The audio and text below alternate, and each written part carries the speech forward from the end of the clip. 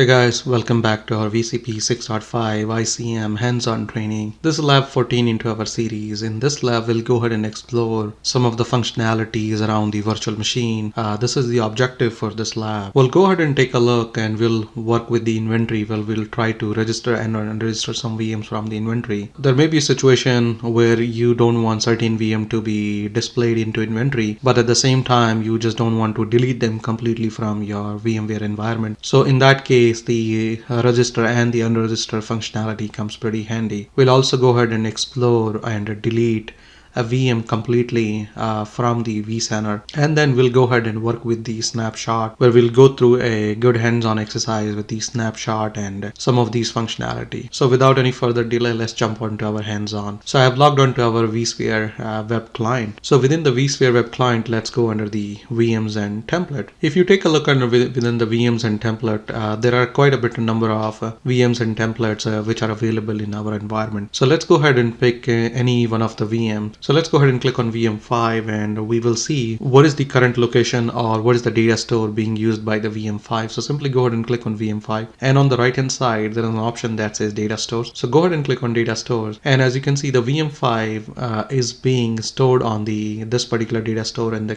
case, the name of this data store is LUN1. So now we know that the VM5 is being, or the VMDK and the config file and the VMX files, everything is stored on this particular LUN. So let's go ahead and try to unregister this VM from the vCenter inventory, and let's see what happens. So go to your VM and then simply right click. When you right click, there are a couple of options, and there is one option that says remove from inventory, and there's a delete from disk. So in this case, we are interested in removing from the inventory. So let's go ahead and click on remove from inventory. Before I go ahead and do that, let's verify one more thing. Right now, this VM5, the compute resource for this VM5 is host 44. So now let's just go back to VM5 and simply remove from inventory. And you are being presented saying, okay, hey, remove the VM5 from the inventory. Let's go ahead and simply click yes. And you can see the message says unregistered virtual machine. And if you take a look on the left hand side, the VM5 is no more listed into our list. But now let's go ahead and see and take a look at the data store and see, is that file is still our data store, or are all the files associated with the VM5 also got deleted? So let's switch it to our storage tab, and we know it was on the LUN1. So let's go and click on LUN1, and within the LUN1 we are on the files tab. Within the files tab, you can see we still have the folder by name VM5. If I go ahead and click on this VM5 folder, you can see within this VM5 folder we still have the VMDK file, the VMX configuration file, and some of the other files. That means when we just unregister a VM from the inventory, we are not deleting the corresponding VMDK and the config file from our data store. We are only unregistering, or we can say we are just hiding that virtual machine from our inventory.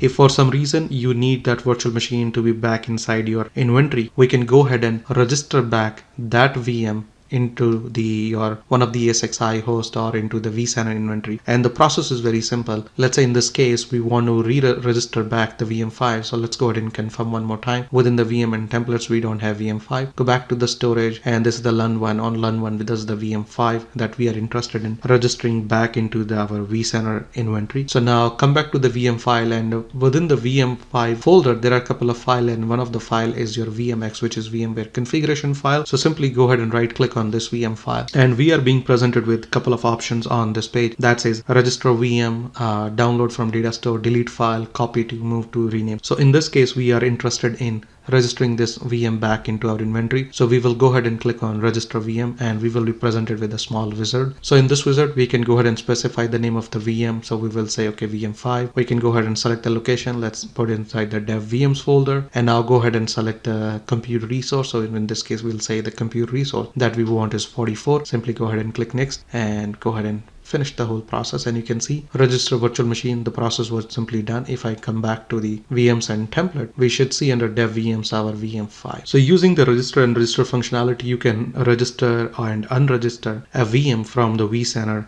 inventory. If you recall, when we were working with the VM5, so let's say in this case, we will go ahead and click on VM4 clone, and if you go to the data store, the VM4 clone resides into the LUN1 data store. So if I go back and click on the LUN1 data store just to confirm that's the case, yes, we do have a folder by name VM4 clone, and within the VM4 clone there are a couple of files. There are VMDK and there are VMX files. So let's come back to the VMs and template. If I go ahead and right click on this VM And if we want to delete a VM completely, not just from the inventory as well as from the data store, we can go ahead and select the option that says delete from disk. So now let's go ahead and delete from disk. So let's read this warning: delete the virtual machine and its associated disk. If other VMs are sharing the disk, the shared disk will not be deleted and VMs will continue to have access to the shared disk. There is one more piece of caution. Once you click on delete, that means you have completely deleted your VM as well as the config file. You will not be able to restore that particular VM unless you have a backup somewhere. So be careful with the delete option when you are working in production. So now everything looks good. Just simply go ahead and hit yes here. And as you can see, delete virtual machine, the process just got completed. From our inventory, we don't have VM4 clone machine anymore. Now just to confirm, go back to the storage, and now let's come back to the LUN1. Now on the LUN1, we are under files. Now if you see on the LUN1, we don't have any more VM4-clone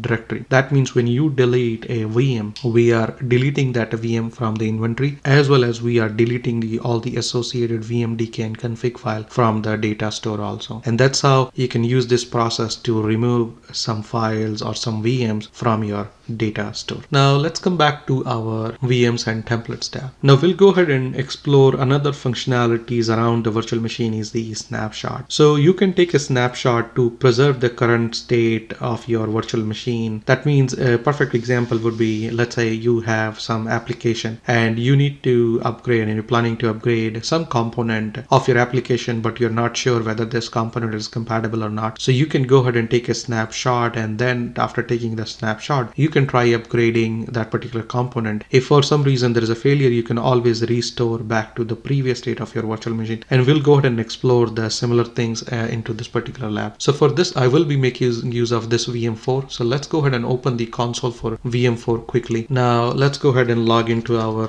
VM4, and on the desktop, let's go ahead and create a couple files. So I will go ahead and create a file. I'll call it test1. Now let's go ahead and create another file. We will give this file as a name as test2.